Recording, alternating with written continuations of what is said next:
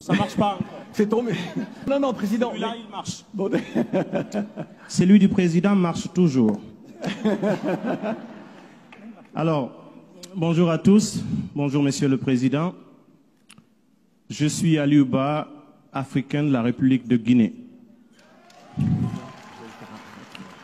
Et je vais profiter de l'occasion pour saluer tous les Africains, tous les Français et tous les Guinéens qui sont dans cette salle. Alors, pour aller dans le même sens que mon ami Cheikh, Monsieur le Président, je perçois ce sommet comme étant le sommet de la clarification sur certains sujets qui sont très sensibles et qui cristallisent l'attention de l'opinion publique africaine et française par endroits. Peut-être que nous n'avons pas la même perception de ce qu'on appelle régime démocratique, parce qu'il me semble qu'il suffit de s'adosser sur des lois et ce qui est légal pour considérer un régime démocratique, étant donné que nous sommes tous d'accord qu'il y a une prééminence de la légitimité sur la légalité pour que nos actions portent. C'est vrai qu'il y a de nos dirigeants qui sont légitimes. Il y en a beaucoup qui ne le sont plus. Mais ce que je suis en train de dire, ce n'est pas de vous demander de vous occuper de nos dictateurs. Nous le faisons et nous continuerons de le faire. Moi, je viens d'un pays, la République de Guinée, qui vient de se débarrasser de quelqu'un qui voulait encore mourir au pouvoir. Et je fais partie de ces jeunes qui étaient en première ligne. Je suis fier d'avoir mené ce combat parce que ça ramène de l'espoir auprès de notre jeunesse.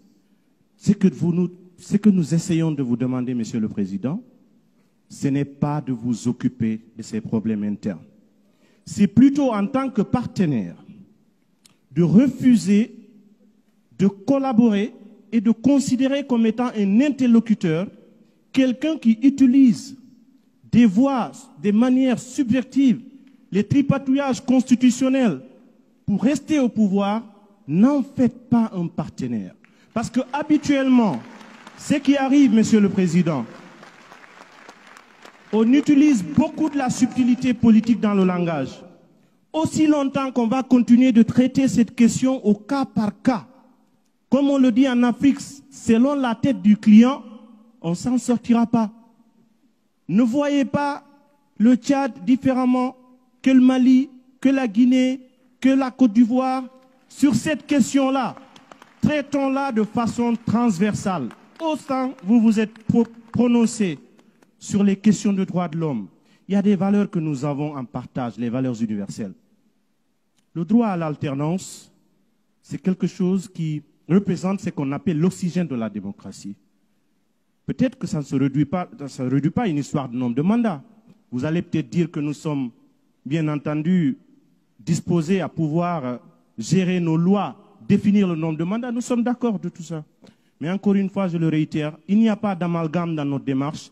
Il ne s'agit pas de dire à la France, empêchez que tel le fasse. Nous le ferons nous-mêmes, nous n'attendrons personne pour le faire à notre place. Nous continuerons de le faire, mais n'en faites pas des partenaires selon les cas, en rapport avec soit des intérêts géopolitiques, des intérêts stratégiques, des intérêts militaires ou des choses comme ça. C'est ce que l'Afrique ne comprend pas, et admettez avec nous que cette subtilité entretient la suspicion.